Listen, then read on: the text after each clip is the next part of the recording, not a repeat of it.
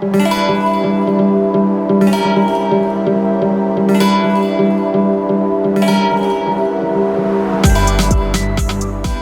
society is really consumed with career and work. We happen to be at the epicenter, or one of the epicenters of our consumption with work and success and advancement, and that is a college town where here in Ithaca, if you are not driven, you are going to be run over.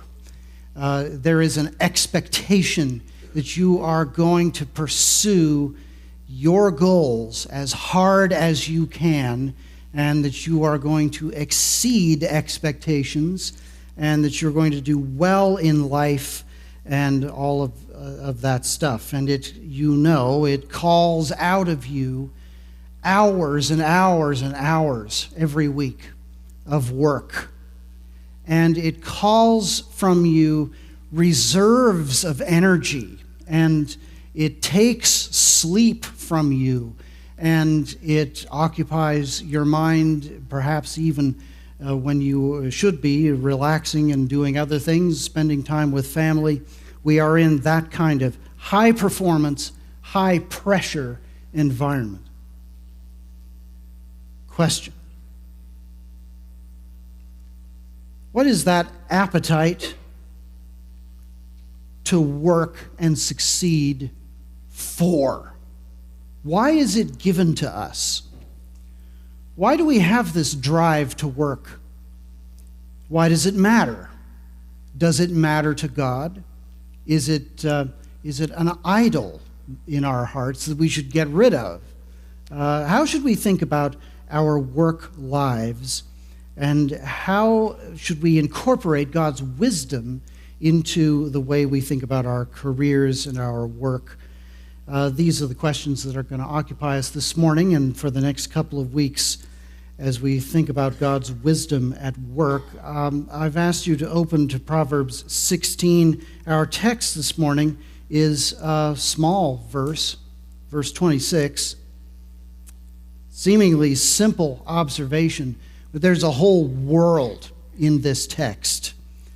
In this verse, it says, Proverbs 16:26, a worker's appetite works for him. His mouth urges him on. Appetite for what? Need for what? What is this drive to work? This is a sort of proverb that we kind of wonder what to do with. It's sort of making an observation about life in general, and you say, well, yeah, okay, it's true. We work because we're hungry for something. And so what does that have to do with anything about godliness? Well, let's think about some of the terms in this proverb. A worker's appetite, you could almost translate this, the worker's soul works for him.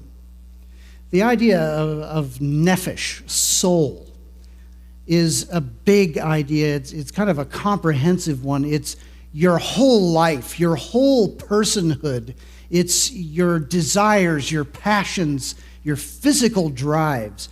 Those things, your whole personhood works for you. And the idea here is that you're hungry. There's something in you that wants to be satisfied, and that drive, that passion, that ambition, it works for you. It drives you on. And the second line clarifies this. A worker's appetite works for him. His mouth urges him on. It's not like he's talking to himself. It's more like, you got to eat. And because you have to eat, you work. You work hard, and you work to acquire and attain and protect the things that you have gained. Because there are threats in this world, and the only way you can keep one step ahead of them, or 2 steps, or 10 steps, the only way you can do that is through work. And so this proverb is saying something about us, but in making this observation, like Proverbs often do, it ends up raising a whole lot more questions. What is this appetite that urges us on? What is this life that drives us? Hungry for what? In our society's concept of work, work is a kind of self-expression. It's a way that you authenticate who you are, express who you are, actualize who you are. You're supposed to find work that is fulfilling to you, that is expressive of your deepest desires and passions. And our theory is that that kind of work will sustain you through your whole life. Whereas if you find some soul-killing drudgery, that's not going to satisfy you when you're 50 years old and at middle age and wanting to do something else and casting about for some other way to spend your time. So find something that you're passionate about and go for it, because this expresses who you are. You couldn't find a better expression of this proverb than our society's view of work. The worker's life, soul, works for him. You see, what our society does is we put our being, our authenticity, our self-identity on the same level with our work. There's kind of a problem there. You probably see it already. If your work fails, if your work declines, if your work does not succeed the way you wanted to, or the way you imagined yourself being fulfilled at your work, if any of that happens, what happens to your identity, your authenticity, your sense of worth, your sense of personhood? Well, it's down the tubes, because you couldn't pull it off. And maybe you wanted to be an artist who makes a living at his or her art. And maybe you got the website and you got all your stuff out there and you go to shows and you do all of these things, but it never quite comes together. Well, what then? Maybe you are driven by a vision of society that requires you to attain power and influence and expertise and all of the status that comes with that, so that you can leverage that power and expertise against the problem that you want to change. And so in this vision of yourself and your work, if you don't succeed at being this person contra mundum against the world, leveraging everything that you are against the problem that you're fighting, then what? Have you failed? What are you worth if you don't succeed at this grandiose kind of vision? Well, this raises many different kinds of questions. A worker's soul, a worker's life works for him. You're driven by something. What is that? I want to talk with you about the larger context of this proverb, because it is speaking out of the context of the whole Bible, as every proverb is. And we go back to the creation in Genesis 1 and 2, and we think about that garden. In fact, let's turn there, Genesis chapter 2.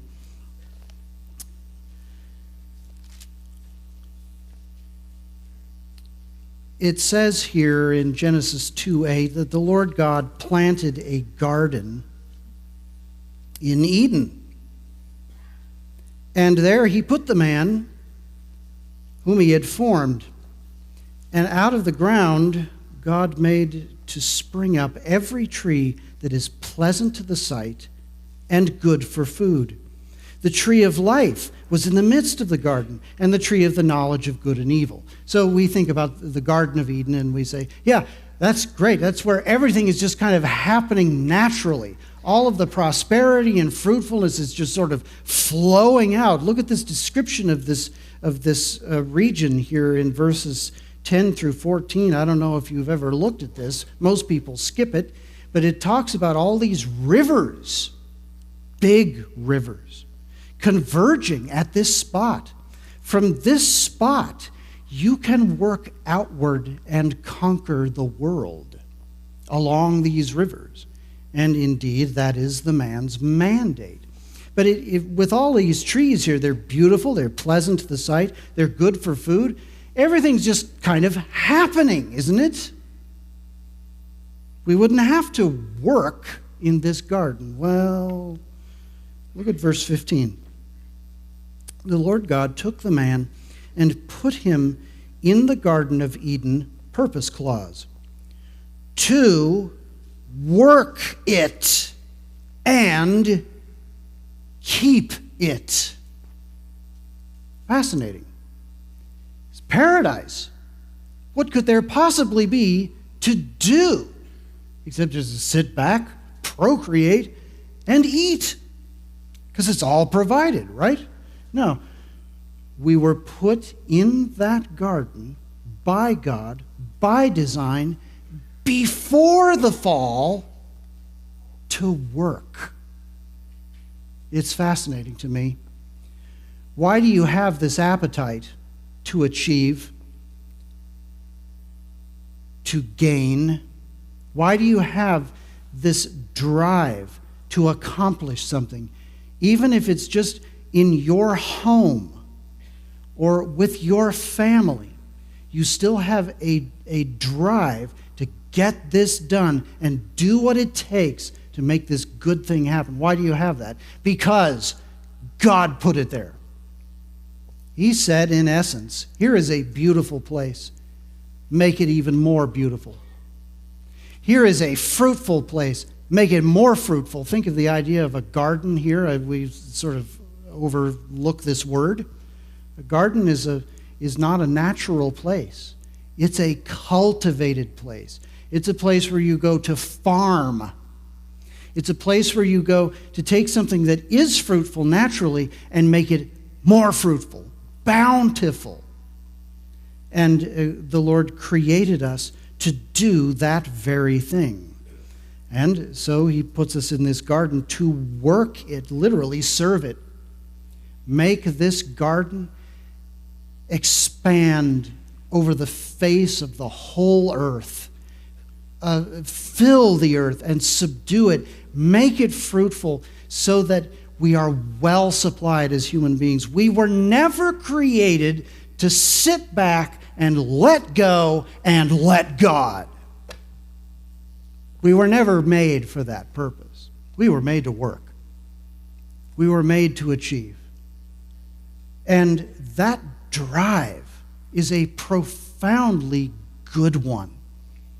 It is a drive that God has given you to accomplish something in this world, even though it is fallen. Look at chapter 3. You know the story. The world fell into sin, so God says something to the man whom he put in that garden to work it.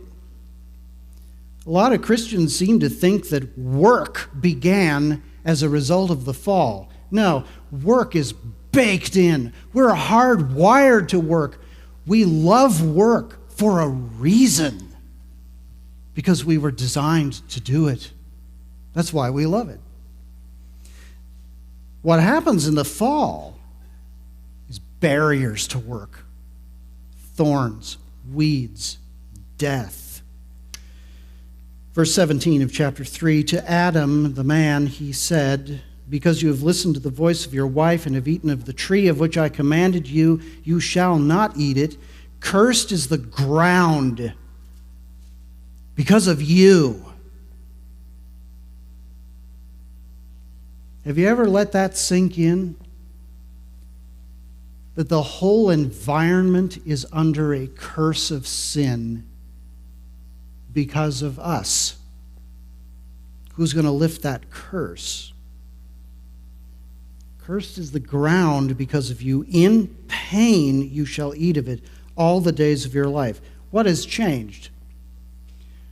The work has not changed, but the ground has. You will eat of it in pain. Thorns and thistles it shall bring forth for you, and you shall eat the plants of the field. By the sweat of your face you shall eat bread till you return to the ground, for out of it you were taken, for dust you are, and to dust you shall return. You were meant to live, but in sin you're going to die. So the problem that results from the fall is not work. Work was good. The problem that results from the fall is the futility of work.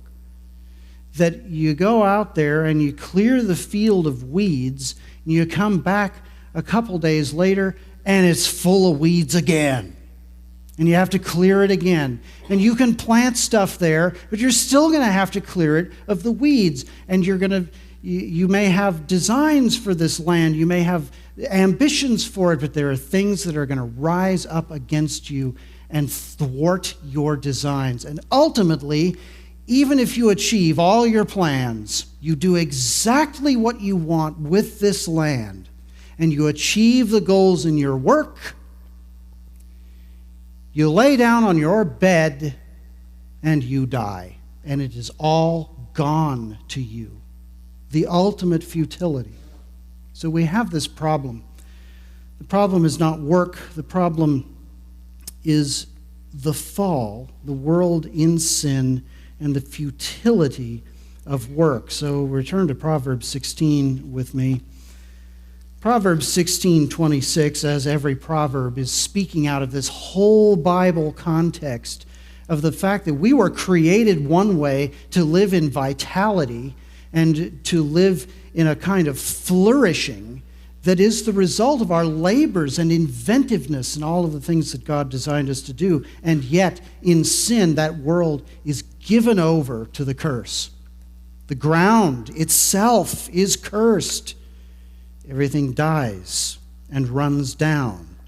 And all you have to do for that death and those thorns and those weeds to overcome you is stand still. Just do nothing, and corrosion comes to your building, and corruption comes to your field, and gravity takes your clicker. All of these things happen naturally. And the object of work now in this fallen world is to stay one step ahead of that decay and then eventually die. And you say, wow, this is a really encouraging sermon. I'm glad I came. Thank you for that.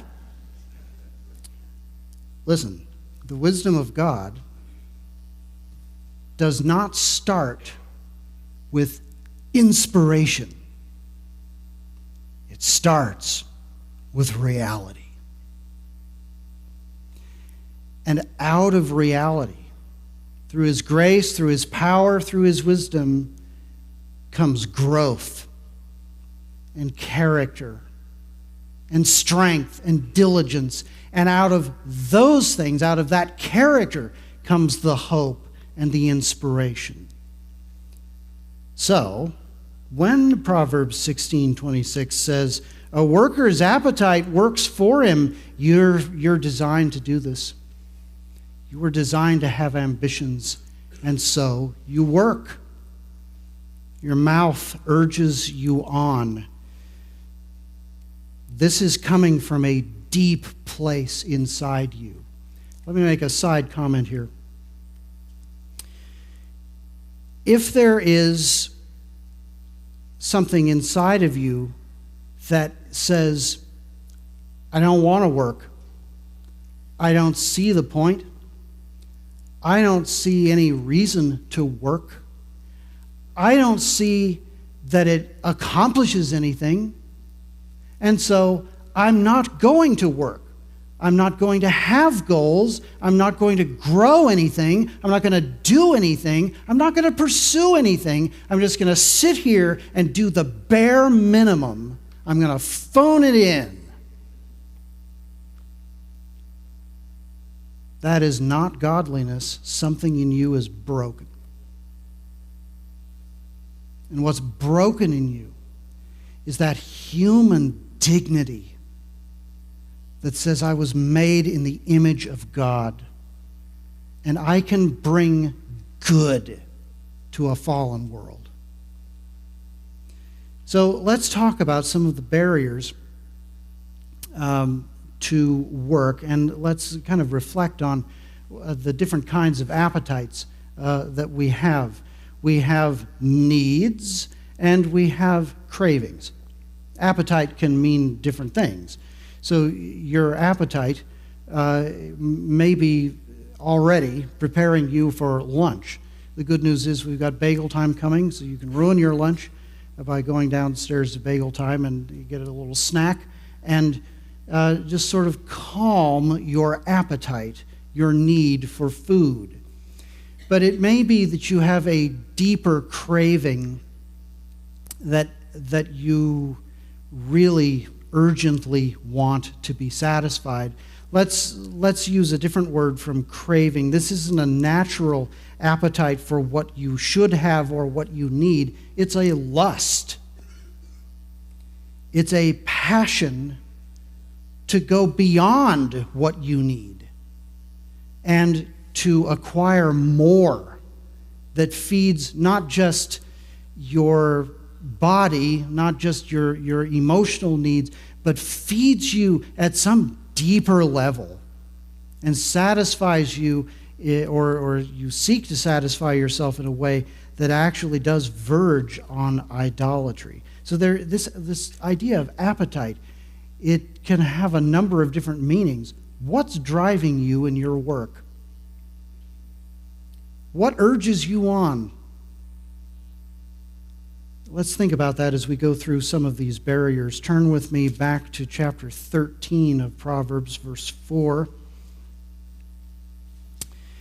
So, if the Proverbs 16:26 is saying, you got something driving you, you've got something urging you on, what is that? It's your appetite, it's your life, it's the things that you need to feed yourself. And why do you need to be urged on? Because there are barriers. Here is a very non-politically correct, judgmental, blame the victim word in Proverbs: sluggard. It's even an ugly word. And it denotes an ugly fact that there is in us, in every single one of us, something that says, I want the thing without the work. I want to be taken care of. I want to be handed this good. I want the affirmation. I want the pay. I want the food. I want the status without the work. And maybe we think we're entitled to it for some reason. Maybe we're just tired of fighting, tired of difficulties constantly being thrown up in our path. But if there's something in us that says, I just don't want to. My son has a T-shirt. It has a picture of a cat sort of loafing, and the words on the T-shirt are, not today. My son is not a sluggard. He has a wonderful work ethic, but he does own that T-shirt. The soul of the sluggard craves and gets nothing. So you got this craving, you got the drive, you got the want, you've got the desire, the appetite, it's there. The sluggard doesn't get anything. Why? Because the lazy person doesn't put anything in. That's why. And so why would I talk about laziness in this high-performing atmosphere of Ithaca, New York? There aren't any lazy people around here, are there? There are no sluggards in Ithaca, are there? Is there a sense of entitlement? Is there a sense of being owed something for free? Is there a sense that I matter because my problems are so big, and you owe it to me to solve my problems without my doing anything about it. Yeah, I think those attitudes are there. See, there's this weird thing about human nature. You can have a very high status, high performing, high pressure environment coexisting at the same time with a sense of sluggardly entitlement. You owe this to me. The two can be in the same culture at the same time, in the same people. And what this amounts to is the kind of idea that I get to pick and choose where I perform high. I get to pick and choose where my energy goes. I get to put my energy into this because I like it and it fulfills me, it satisfies me. But that I don't care about so much. So you just give me the fruits as if I did all of that. Because I don't want to, not today. The soul of the sluggard craves and gets nothing. What we notice about our society, the more it gets taken over by a victim mentality, the more embittered it gets. You cannot actually satisfy this kind of entitled mentality. This is a fascinating book that you should read. I just finished listening to it in all of the driving around that I do. It's called Troubled by Rob Henderson. Rob Henderson is now a PhD in the social sciences, but he started out as a foster kid. He started out as a foster kid in Northern California in a little town called Red Bluff, which ought to be heaven on earth, but instead it's Red Bluff. It's a place where dreams go to die.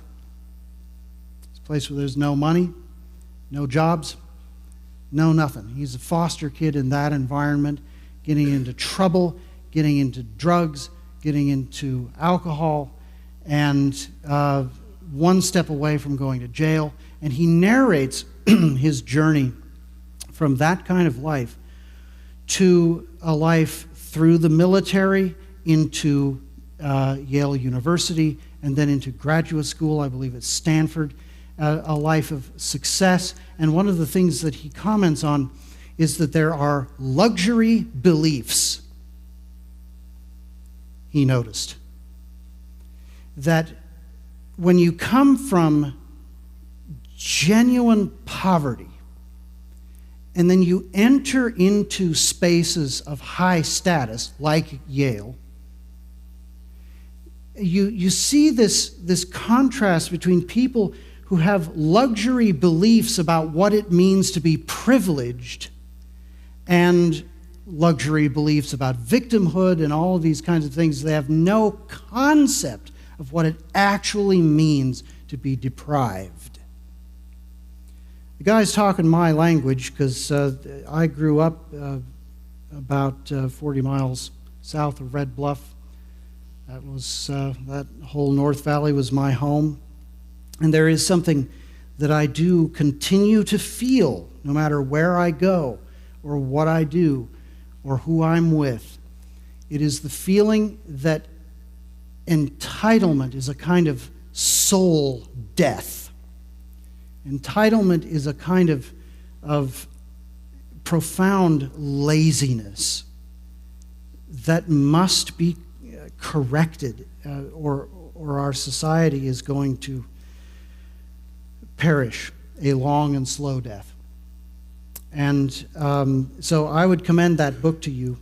It's a hard thing to take in, but it says some things that need to be said about our society, and from a perspective that you won't often hear. So the soul of the sluggard craves and gets nothing.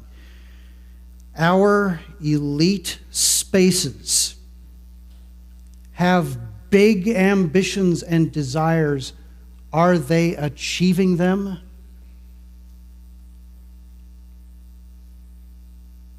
Well, I don't think the jury's out. I think the jury's back, and the jury says no. We're not achieving the high things that we think we're supposed to achieve. Why is that? Well, Proverbs would say, look to sluggardly, entitled attitudes. I think we're owed something because of who we are. So the sluggard craves, the soul, the life of the sluggard craves and gets nothing, while the soul of the diligent is richly supplied. The diligent. This is the person who does a little bit every day. This is the scholar who does the day's work, writes what she needs to write, studies what she needs to study, finds in the research what he needs to find, and then stops. In the diligence, we've done what we needed to do today. Tomorrow, we'll do it again. And we'll find more, and we'll add more, and we'll keep going. We'll persist. We'll encounter new difficulties in the research or the experiments or at the lab or with other colleagues. We'll find stuff that isn't working, and we'll confront those thorns and weeds, and we'll just keep going. We'll clear the field again, and we'll keep working. The diligent soul is richly supplied. Your needs will be met this way, even in a fallen world, because you were designed to work this way. And diligence is the way this is done. However, needs and cravings may not be the same thing. What we crave, what we yearn for, that may still be out there for the diligent. And even though you work hard and you do all of these things, those desires may not be satisfied here and now. That's not why we work. We work to meet needs, and not just our own needs, but the needs of the community around us. So, a contrast of the sluggard with the diligent. Here's another one. Turn to 15, verse 19.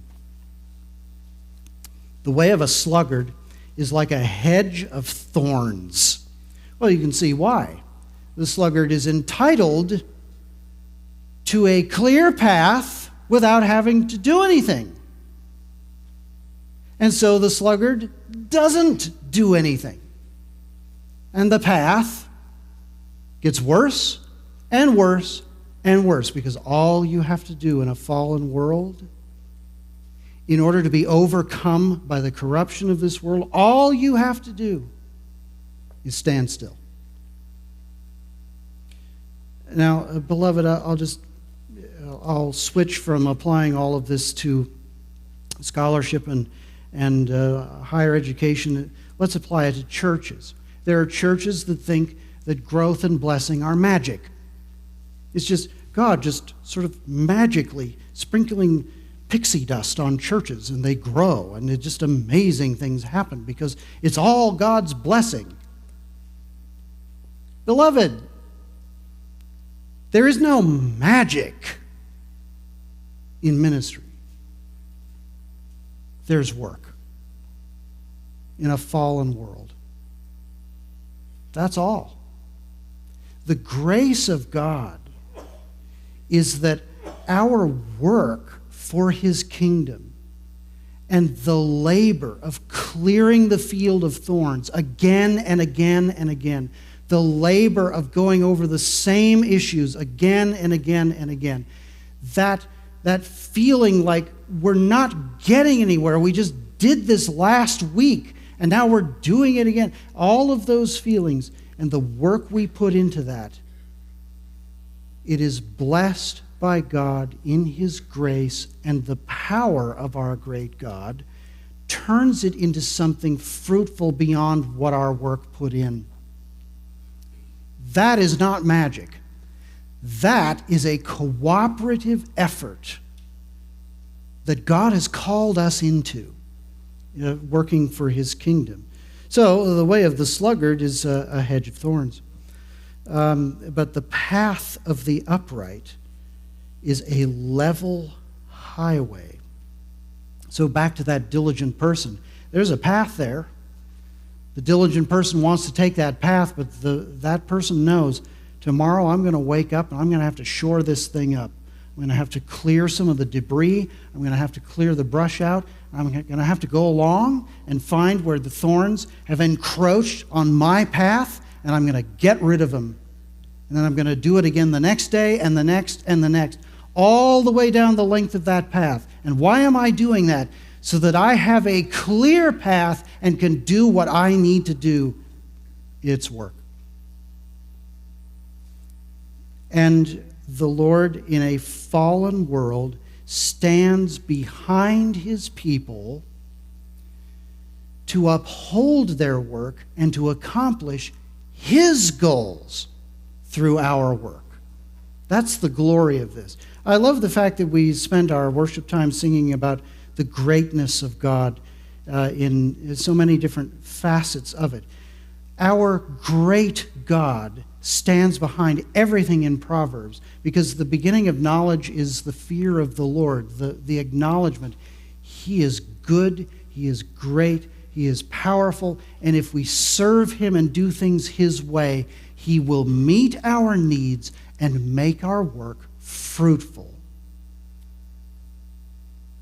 And so this is very much the mentality of Proverbs. There is nothing without work, not even a clear path.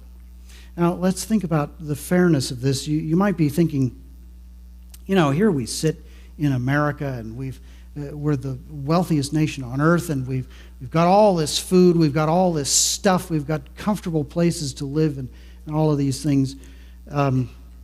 We're really not in the same place as any other society on the face of the earth in terms of work. We don't have this need for food that is so urgent in some place that's beset by drought and famine. It's just not the same. Okay, granted. But I would say this, that in our wealthy and complex society, there are many, many barriers that come up against you in your work. Compliance issues with regulations, taxes, costs that really shouldn't need to be as high as they are, delays in permitting, interactions with inspectors, getting stuck in the mill of a bureaucracy that will not recognize who you are and what you have done, doesn't even know you, but your work can get chewed up by that machine. Well, we have those barriers. And I want to say to you, those barriers are part of living in a fallen world. They are part, even though it's not at a subsistence level of hunger, they are part of the difficulty of doing something good for yourself, your family, and your community. That's just bound up with who we are. Take something like the high cost of housing in our area, and indeed around the country. The difficulty in finding a good job to pay for the high cost of housing. This kind of thing is a real subsistence kind of problem. You know, and I know, that it keeps you up at night, or it can. And we look at a dysfunctional society, a dysfunctional city, a dysfunctional state that will not recognize the importance of trade, growth, building, and work. And we look at that and we look at the enforced deprivation and poverty in our area, and we're angry about it, and we should be. Could I suggest to you that one of the great goods that can come to any community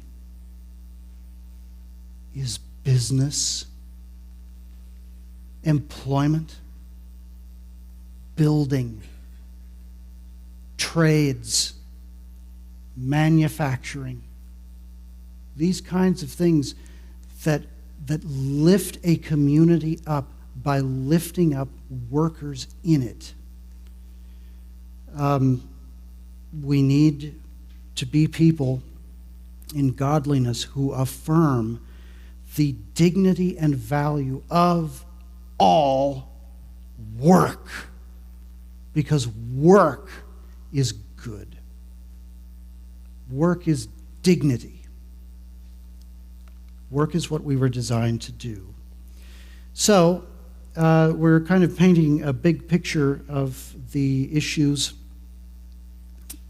that godliness brings to the matter of work. I love this print here from the WPA days, 1930s, called Night Repairs. That guy's working with whatever he's doing because his appetite drives him on. He has to. I'm fascinated by the man walking away to his car.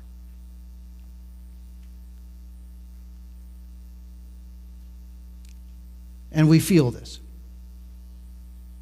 That maybe there are some who are entitled. We don't feel we have to work. This print kind of goes to some of those feelings. Let me ask you a couple of evaluation questions. What do I resent about my unmet cravings?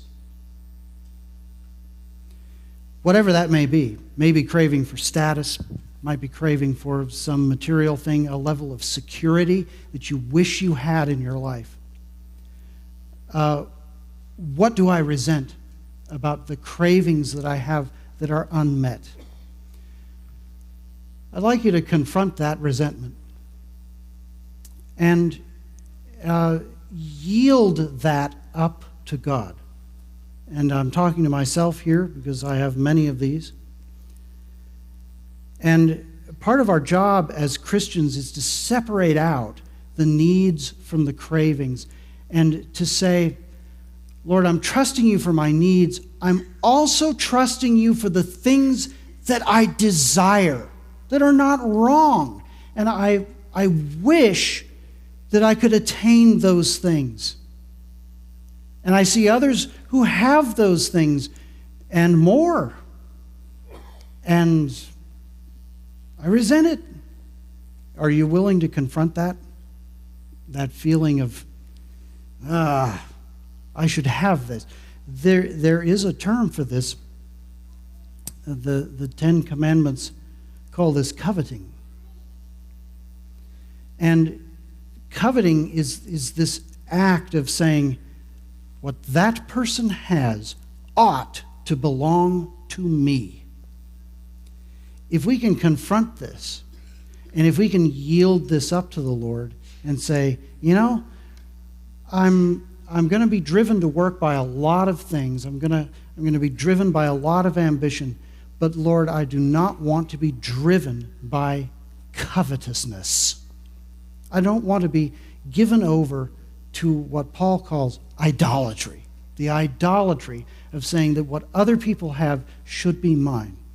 Are you willing to confront this? Because it's out of line with the purposes God's wisdom has for work. What will I do to clear barriers in diligent faith? Think about Monday morning. Do I have to? Monday morning, the barriers will greet you wherever you go to work. Are you willing to say, the day's work here is what I'm going to do. I'm going to clear these thorns. I'm going to get rid of them today, and I'm going to trust God. I'm not going to think about tomorrow or next week or next month. I'm going to clear this one. And I'm going to trust him that as I am diligent, he is going to bless. And he is going to provide in ways that I don't understand, with a timing that I don't understand. He's going to do all of these things. And he's going to support me in this work because I am yielding this up to him. Or to put it more simply, are you willing to embrace a life of hard work as an act of daily faith in our great God? Because it is. Work is one of the most basic expressions of faith in our good God that there is.